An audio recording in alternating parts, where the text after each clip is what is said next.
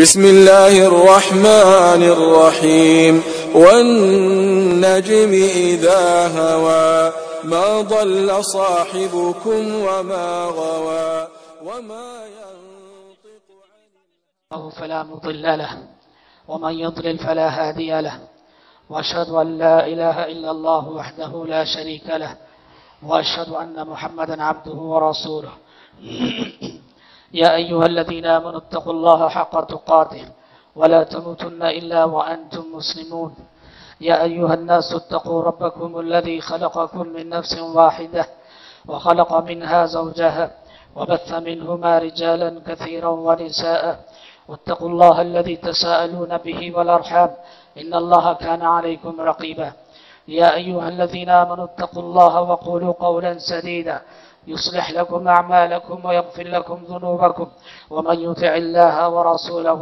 فقد فاز فوزا عظيما أما بعد فإن خير الحديث كتاب الله وخير الهدي هدي محمد صلى الله عليه وسلم وشر الأمور محدثاتها وكل محدثة بدعة وكل بدعة ضلالة وكل ضلالة في النار أعوذ بالله السميع العليم من الشيطان الرجيم من همزه ونفخه ونفسه ومن يرغب عن ملة إبراهيم إلا من سفه نفسه ولقد اصطفيناه في الدنيا وإنه في الآخرة لمن الصالحين إذ قال له ربه أسلم قال أسلمت لرب العالمين برادران اسلام، اللہ رب العزت کا بے انتہا شکر و احسان ہے کہ جس کی توفیق سے عید الاضحیٰ کی مبارک ساعتیں اور عید الاضحیٰ کے مبارک لمحات ایک اور مرتبہ ہم سب اپنی زندگیوں میں دیکھ رہے ہیں۔ دعا ہے کہ اللہ تعالی ہم سب کو، آپ سب کو حقیقی معنوں میں عید کی حقیقی مسرتوں سے مالا مال فرمائے، آمین ثم آمین۔ خطبہ عید الاضحیٰ کے پیغام کے لیے میں نے سورۃ البقرہ کی دو آیتیں تلاوت کی ہیں۔ ان آیتوں میں اللہ تبارک و تعالی نے ملت ابراہیمی کی پیروی کی دعوت دیتے ہوئے ملت ابراہیمی سے انحراف اور اعراض کرنے کو بہت بڑی بیوقوفی اور حماقت قرار دیا۔ چنانچہ اللہ تعالیٰ نے فرمایا وَمَنْ يَرْغَبُ عَنْ مِلَّةِ إِبْرَاهِيمَ إِلَّا مِمَّنْ سَفِهَ نَفْسَهُ کہ ابراہیم کی ملت سے وہی شخص اعراض کرے گا، انحراف کرے گا جو کہ بیوقوف ہو۔ وَلَقَدِ اصْطَفَيْنَاهُ فِي الدُّنْيَا ابراہیم علیہ السلام کی شخصیت وہ ہے کہ جس کو کہ اللہ تعالیٰ نے دنیا اور آخرت میں برگزیدہ بنایا ہے، وَإِنَّهُ فِي الْآخِرَةِ لَمِنَ الصَّالِحِينَ۔ اور پھر دوسری آیت میں بتایا گیا کہ ملت ابراہیمی کی پیروی کرنے کا مطلب کیا ہے۔ جس پیروی کی دعوت دی جا رہی ہے کہ ملت ابراہیمی کے پیروکار بن جاؤ، کہا کہ اس کا مطلب یہ ہے کہ پوری طرح اپنے آپ کو اپنے رب کے حوالے کر دو، اللہ کے حوالے کر دو۔ اللہ نے کہا اذ قال له ربه اسلم، یاد کرو اس گھڑی کو، اس لمحے کو جب کہ اللہ نے اپنے خلیل ابراہیم سے کہا کہ اسلم، اپنے آپ کو حوالے کر دو۔ قال اسلمت لرب العالمین، تو خلیل اللہ نے کہا کہ میں نے آپ کو اللہ کے حوالے کر دیا جو کہ رب العالمین ہے۔ اللہ کے حوالے کرنے کا مطلب یہ ہے کہ ہماری یہ حیات مستعار اور یہ ہماری زندگی کی امانت جو ہمیں دی گئی ہے، اس زندگی کی امانت کو ہم اپنی مرضی سے نہیں رب کی مرضی کے مطابق چلائیں۔ یہی مطلب ہے اللہ تبارک و تعالیٰ کے حوالے اپنے آپ کو کرنے کا۔ حضرات، کتاب و سنت کا مطالعہ بتاتا ہے کہ حضرت ابراہیم خلیل اللہ علیہ السلام کو یہ اعزاز اور یہ شرف حاصل ہے کہ قرآن مجید گزرے ہوئے پیغمبروں کا بالاجمال تمام پیغمبروں کا نام لے کے یہ کہتا ہے کہ اولئک الذین ھدی اللہ فبہداہ مقتدہ، یہ اللہ کے وہ برگزیدہ بندے ہیں جنہیں اللہ نے ہدایت دی، آپ ان کے نقش قدم پہ چلیے۔ لیکن آپ صلی اللہ علیہ وسلم سے پہلے گزرے پیغمبروں میں حضرت ابراہیم علیہ السلام کی شخصیت وہ تنہا شخصیت ہے، وہ واحد نبی ہیں، وہ واحد رسول ہیں، وہ واحد پیغمبر ہیں جن کا الگ سے نام لے کے قرآن امت محمد سے کہتا ہے کہ اس پیغمبر کی روش پہ چلو اور اس پیغمبر کی پیروی کرو۔ قرآن مجید میں کتنے مقامات پہ یہ آیت ہے فَاتَّبِعُوا مِلَّةَ إِبْرَاهِيمَ حَنِيفًا کہ ابراہیم کی ملت کی پیروی کرو، وہ ابراہیم کے جو حنیف تھے، ادیان باطلہ سے بیزار ہو کر دین حق کی طرف راغب اور مائل ہونے والے۔ قرآن مجید میں کئی آیتوں میں اللہ تعالیٰ نے خاص ابراہیم خلیل اللہ علیہ السلام کا نام لے کر ان کی ملت کی پیروی کرنے کی تعلیم دی ہے۔ حضرات، حیات ابراہیمی کیا ہے؟ ابراہیم علیہ السلام کی زندگی کیا ہے؟ آزمائشوں کا ایک سلسلہ ہے، امتحانات کا ایک سلسلہ ہے۔ حضرت ابراہیم علیہ السلام کی پوری زندگی آزمائشوں سے عبارت ہے۔ ہر آنے والا امتحان گزرے ہوئے امتحان سے بڑا، ہر آنے والی آزمائش گزری ہوئی آزمائش سے بڑی۔ حضرت ابراہیم علیہ السلام کی زندگی کو اگر آپ دیکھتے ہیں، اللہ کا یہ قانون صاف طور پہ نظر آتا ہے کہ اِنَّا شَدَّ النَّاسِ ابْتِلَاءً الْأَنْبِيَاءُ ثُمَّ الْأَمْثَلُ فَالْأَمْثَلُ۔ اس زمین پر، اس کائنات میں اللہ سب سے بڑی آزمائش جن لوگوں پہ لاتا ہے وہ پیغمبر ہیں، وہ رسول ہیں۔ سب سے بڑے امتحانات سے اس کے رسول گزارے جاتے ہیں۔ ثُمَّ الْأَمْثَلُ فَالْأَمْثَلُ، پھر جو نیکی اور تقوی میں جتنا اونچا ہوتا ہے اس کی آزمائش اتنی ہی بڑی ہوتی ہے۔ اور چونکہ حضرات ابراہیم علیہ السلام کی زندگی پے در پے آزمائشوں سے عبارت ہے، پے در پے امتحانات سے عبارت ہے، یہی وجہ ہے کہ ابراہیم علیہ السلام کی پوری زندگی کو قرآن مجاہدے سے تعبیر کرتا ہے کہ حیات ابراہیمی یہ مجاہدہ تھی، اور قرآن مجید امت محمدیہ کو دعوت دیتا ہے تم بھی ویسا ہی مجاہدہ کرو جیسا مجاہدہ کہ ابراہیم خلیل اللہ علیہ السلام کی زندگی میں نظر آتا ہے۔ سورہ حج میں اللہ نے فرمایا وَجَاهِدُوا فِي اللَّهِ حَقَّ جِهَادِهِ هُوَ اجْتَبَاكُمْ وَمَا جَعَلَ عَلَيْكُمْ فِي الدِّينِ مِنْ حَرَجٍ مِلَّةَ أَبِيكُمْ إِبْرَاهِيمَ هُوَ سَمَّاكُمُ الْمُسْلِمِينَ۔ اللہ نے کہا لوگوں دین کے سلسلے میں، اللہ کے سلسلے میں ویسا مجاہدہ کرو، ویسی انتھک کوشش کرو، ایسی جد و جہد کرو جو مجاہدہ کے ابراہیم خلیل اللہ کی زندگی میں نظر آتا ہے، جو جد و جہد کے ابراہیم خلیل اللہ علیہ السلام کی حیات طیبہ میں نظر آتی ہے، جو کوشش کے حضرت ابراہیم علیہ السلام کی زندگی میں نظر آتی ہے۔ فَاتَّبِعُوا مِلَّةَ إِبْرَاهِيمَ حَنِيفًا۔ حضرت ابراہیم علیہ السلام کی زندگی اگر ایک طرف آزمائشوں سے عبارت ہے تو دوسری طرف ان آزمائشوں میں کامیاب ہونے کے لیے سراسر مجاہدہ، محنت، کوشش اور جد و جہد سے عبارت ہے۔ حضرات، ابراہیم علیہ السلام کی زندگی اپنے اندر بڑے عظیم پیغامات رکھتی ہے۔ اس جلیل القدر پیغمبر کی زندگی کو بغور پڑھنے کی ضرورت ہے۔ میرے لیے، آپ کے لیے، قیامت تک آنے والے مسلمانوں کے لیے بڑے عظیم پیغام ہیں۔ حالات کے تناظر میں حضرت ابراہیم علیہ السلام کی زندگی ایک پیغام یہ دیتی ہے والدین کو والد ہونے کی حیثیت سے، سرپرست ہونے کی حیثیت سے، ذمہ دار ہونے کی حیثیت سے کہ ماں باپ کو چاہیے، والدین کو چاہیے ہمیشہ اپنی اولاد کی دینی مستقبل کی فکر کریں۔ حقیقی ماں باپ وہ ہیں جو اپنی اولاد کے دینی مستقبل کو سنوارتے ہیں، دینی مستقبل کو بنانے کی کوشش کرتے ہیں، اپنی اولاد کے دینی مستقبل کے سلسلے میں سوچتے ہیں اور ان کے حق میں دعائیں کرتے ہیں۔ حضرت ابراہیم خلیل اللہ علیہ السلام کے جب ہاتھ دعا کے لیے اٹھے، اپنی دعا میں انہوں نے بار بار اپنی اولاد کو یاد کیا، رب اجعلنی مقیم الصلاۃ ومن ذریتی، پروردگارا مجھے نمازی بنا دے، میرے بچوں کو نمازی بنا دے۔ کہا وجنبنی وبنی ان نعبد الاصنام، پروردگارا بت پرستی اور شرک کے فتنے سے مجھے بھی بچا لے، میرے بچوں کو بھی بچا لے۔ حضرات، والدین اپنی اولاد کو بڑا سے بڑا تحفہ جو دے سکتے ہیں، عظیم سے عظیم تحفہ جو دے سکتے ہیں وہ یہ ہے کہ جب وہ اٹھ کے نماز تہجد پڑھتے ہیں یا جب بھی دعا کے لیے ان کے ہاتھ اٹھتے ہیں، اپنی دعاؤں میں اپنی اولاد کے دینی مستقبل کی فکر کرنا۔ حضرت ابراہیم علیہ السلام کی زندگی بتاتی ہے کہ ہم اپنی آنے والی نسلوں کو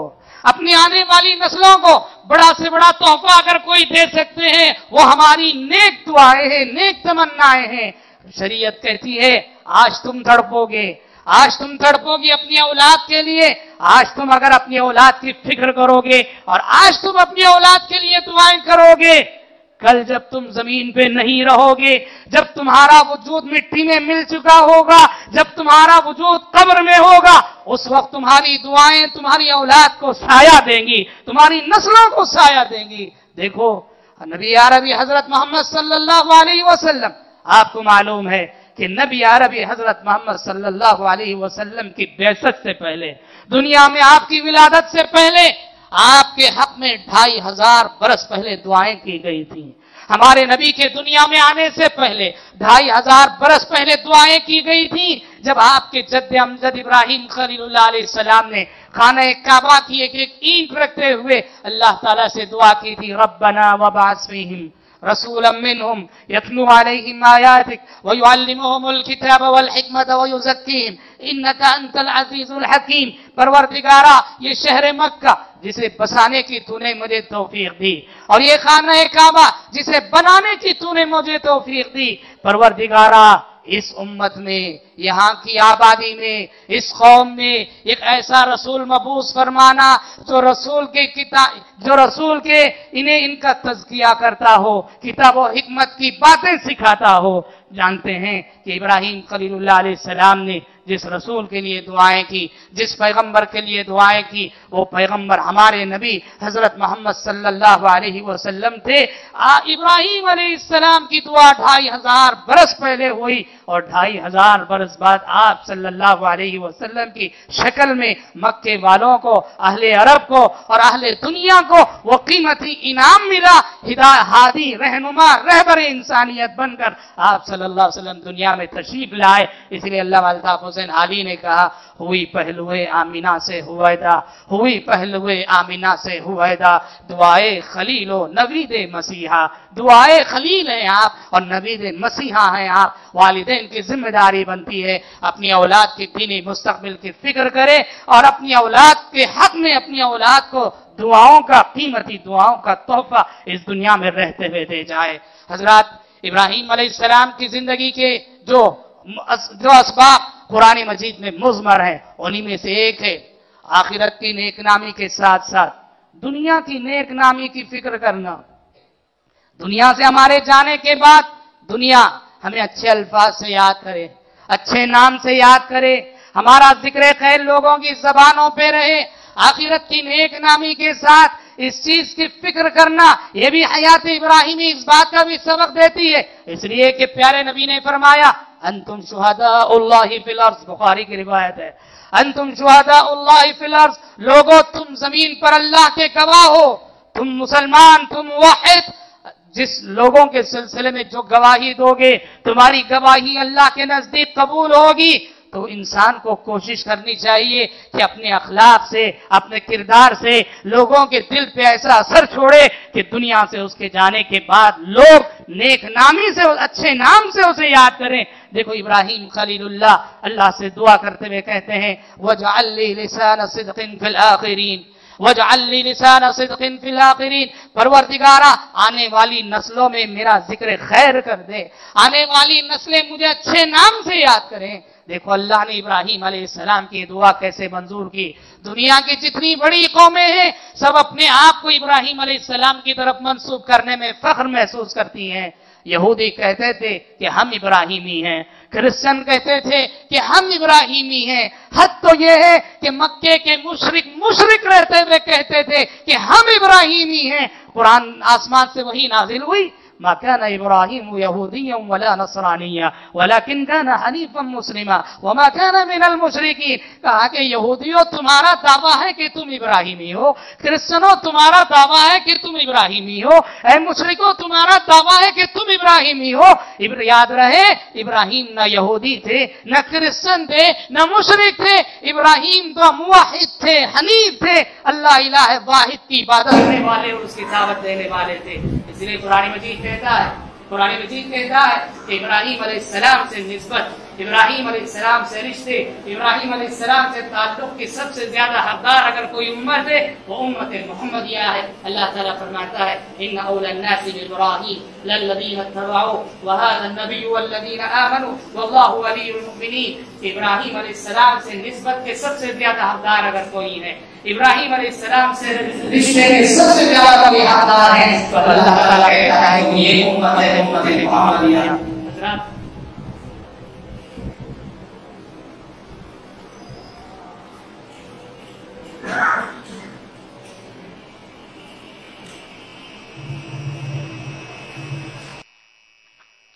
حضرت ابراہیم علیہ السلام کی زندگی میں جو جستجو ہمیں نظر آتی ہے اس میں سے ایک پہلو یہ بھی ہے کہ ہر مومن کو چاہیے وہ اپنے حسن خاتمہ کی فکر کرے، حسن خاتمہ کی فکر کرے، یعنی اچھی موت، اس لیے کہ انسان کی زندگی کے جو آخری لمحات ہوتے ہیں، انسان کی زندگی کے آخری لمحات اس کے انجام پر اثر انداز ہوتے ہیں۔ پیارے نبی صلی اللہ علیہ وسلم نے فرمایا انما الاعمال بالخواتم، اللہ کے پاس اعمال کا دار و مدار خاتمے پر ہوتا ہے۔ خاتمہ جیسا زندگی جس عمل پہ ختم ہوتی ہے اور جس موڑ پہ ختم ہوتی ہے، آخرت کا انجام بھی ویسا ہوتا ہے۔ یہی وجہ ہے ابراہیم علیہ السلام دعا کرتے ہیں رب هب لي حکما والحقنی بالصالحین، رب هب لي حکما والحقنی بالصالحین، پروردگارا مجھے حکم عطا فرما اور مجھے صالح لوگوں سے ملا دے، نیک لوگوں سے ملا دے۔ الحقنی بالصالحین، یہ دراصل ابراہیم علیہ السلام کی دعا تھی حسن خاتمہ کے سلسلے میں۔ حضرات اسی طرح سے حیات ابراہیمی کا ایک اور سبق یہ ہے عمل کرنے کے بعد قبولیت عمل کے سلسلے میں فکر مند ہونا، عمل کرنے کے بعد قبولیت عمل کے سلسلے میں فکر مند ہونا اور قبولیت عمل کی دعائیں کرنا، یہ بھی ابراہیم علیہ السلام کی زندگی کا بہت بڑا سبق ہے۔ قرآن کہتا ہے ابراہیم علیہ السلام اپنے فرزند اسماعیل علیہ السلام کے ساتھ جب خانہ کعبہ تعمیر کر رہے تھے، ان کی زبان پہ یہ دعا تھی ربنا تقبل منا انک انت السمیع العلیم، پروردگارا ہمارے اس عمل کو ہم سے قبول کر لے، تو بہت دعاؤں کا سننے والا، نیتوں کا جاننے والا ہے۔ علامہ ابن کثیر بعض سلف سے نقل کرتے ہیں کہ جب انہوں نے یہ آیت پڑھی رونے لگے اور کہنے لگے خلیل الرحمن تبنی بیت الرحمن وتخاف الا يقبل عملک، کہا کہ رحمان کے خلیل، رحمان کے حکم سے رحمان کا گھر بنا رہے ہو اور پھر بھی ڈر رہے ہو کہ کہیں تمہارا عمل رد ہو جائے گا، اللہ ریجیکٹ ہو جائے گا۔ یہ چیز قبولیت عمل کے سلسلے میں فکر مند ہونا حضرت ابراہیم علیہ السلام کی زندگی کا بہت بڑا سبق ہے۔ حضرات حضرت ابراہیم علیہ السلام کی زندگی بہت اسباق رکھتی ہے۔ مختصر الفاظ میں اگر ہم کہنا چاہیں تو حیات ابراہیمی کا مختصر اور جامع سبق یہ ہے اللہ کی مرضی کو پانے کے لیے سب کچھ کھونا، اللہ کی مرضی کو پانے کے لیے اس دنیا میں سب کچھ کھونا، یہ حیات ابراہیمی کا بہت بڑا سبق ہے۔ دیکھو اللہ کی رضا پانے کے لیے کیا کیا کھویا ابراہیم علیہ السلام نے۔